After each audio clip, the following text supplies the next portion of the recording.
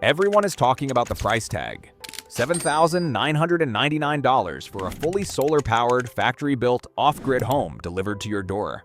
But here's the question nobody is asking. What does it actually cost to own one over 10 years? Because the purchase price is only the beginning. And once you understand what comes after it, the conversation about this house looks completely different. Today we are going through the complete financial picture. What you pay before you move in, what surprises you in year 1, what the system costs you in years 3 to 5 when the reality of off-grid living sets in, and what the full decade actually adds up to when you count everything. Let's dive in.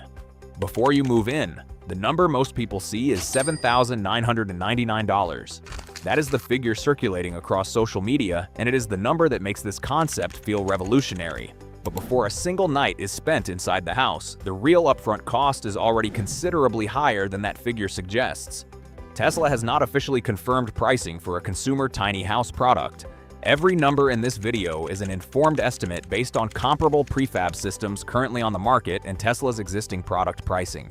The basic shell unit of a comparable modular home sits closer to $6,000 to $8,000 in reality. A fully equipped off-grid package with solar panels, battery storage, and smart energy management sits between $20,000 and $25,000 depending on specification.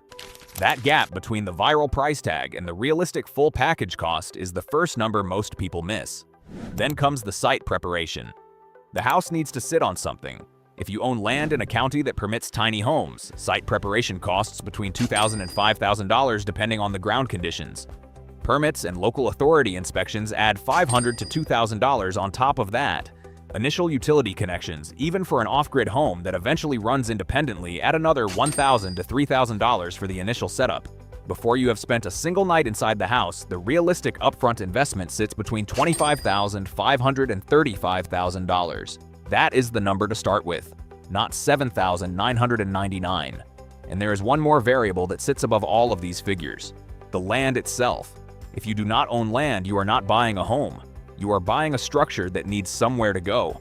Rural land in favorable states like Texas, Arizona, and Florida costs between $20,000 and $100,000 per acre depending on location. If you are leasing land through a third-party program rather than buying it, the estimated monthly cost after any introductory period runs between $300 and $500. At $400 per month, that is $48,000 across 10 years. Nearly double the cost of the house sitting on top of it. The upfront conversation is not about $7,999. It is about what you need before the truck arrives. Year 1. What actually happens? The house is delivered. It is set up. The solar panels are generating electricity. The battery is storing it. And for the first few weeks, everything works exactly the way the concept promised it would. Then the first complications arrive. The solar system's performance in year 1 is almost always the most optimistic it will ever be. Panels are new and operating at peak efficiency.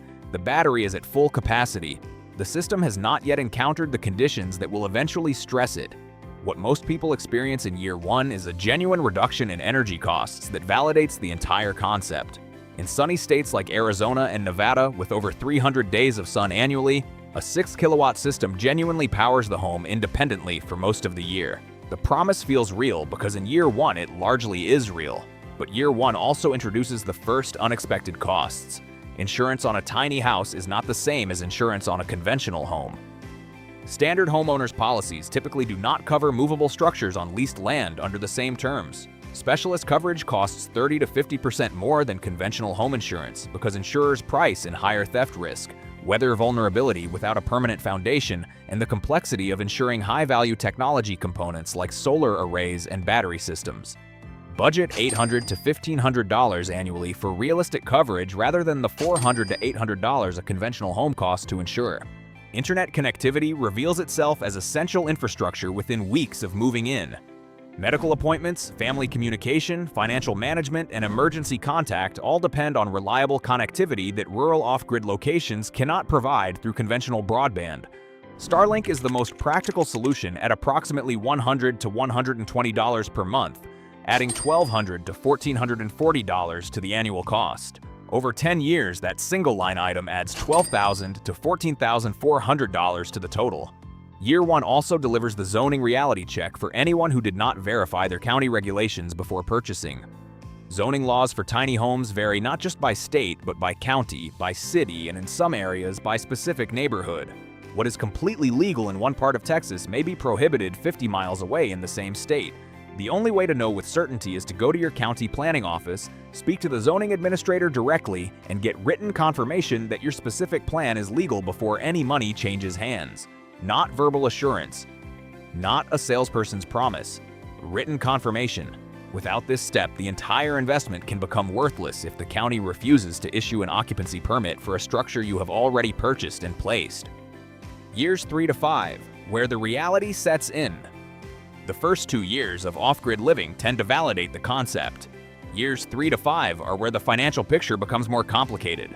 Battery degradation is the cost that almost no promotional content addresses directly. Lithium battery capacity declines over charge and discharge cycles regardless of how carefully the system is maintained.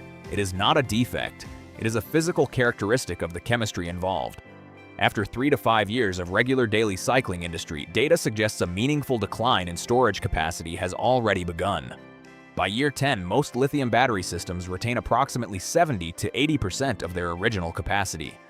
That 70 to 80% figure sounds manageable until you understand what it means practically. A battery that originally stored enough charge to run the home through 2 days of poor solar generation now struggles to cover 1.5. 3 consecutive days of heavy rain or snow, which occurs regularly across most of America every winter, transitions from an inconvenience to a genuine power problem. You then face a decision between 2 expensive solutions. A grid tie-in provides reliable backup power but requires $3,000 to $8,000 in infrastructure installation, plus ongoing monthly connection fees of $20 to $50. A generator provides off-grid backup but requires an $800 to $2,000 purchase, safe fuel storage, ongoing fuel costs, and maintenance on yet another mechanical system that will eventually need servicing. Neither of these costs appears in the initial concept. Both become real considerations somewhere between year 3 and year 5 for most off-grid tiny house owners in climates that experience genuine winter weather. The maintenance picture also shifts in years 3 to 5. Window seals begin their first replacement cycle between year 5 and year 7. Roof membranes need professional inspection by year 3 at the latest. Solar panels have accumulated enough environmental exposure to show measurable efficiency reduction from dust and debris if they have not been cleaned regularly. Murphy bed mechanisms in the bedroom begin showing the wear of daily use. Budget $500 to $1,000 annually for routine maintenance from year 1, but set aside a separate emergency reserve of $3,000 to $5,000 for the larger interventions that cluster in years 3 to 7. The 10-year total, 3 honest numbers. After 10 years of ownership, the real cost depends almost entirely on one question: do you own the land or not? If you own land in a county that permits tiny homes and in a state with favorable solar conditions, the total 10-year cost, including the full off-grid package, site preparation, permits, insurance, maintenance, internet, and energy system costs sits between $56,000 and $91,000. Compare that to renting a modest one-bedroom apartment in a mid-tier American city at $1,200 to $1,800 monthly. That is between $144,000 and $216,000 over the same decade with nothing owned at the end of it. On owned land, the tiny house wins this comparison by a significant margin, and the financial case is genuinely strong. If you are leasing land, the 10-year total rises to approximately $90,000 to $95,000 once land lease payments are added to the same ongoing costs. That figure is broadly comparable to RV park living over the same period, which runs between $120,000 and $180,000, including the initial RV purchase, lot fees, fuel, and depreciation.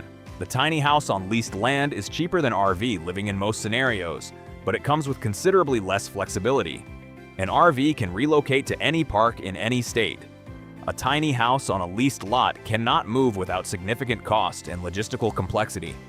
And a leased lot can change its terms in ways that a conventional RV park tenancy can also change, but that feel more consequential when you have paid $22,000 for a fixed structure sitting on someone else's land.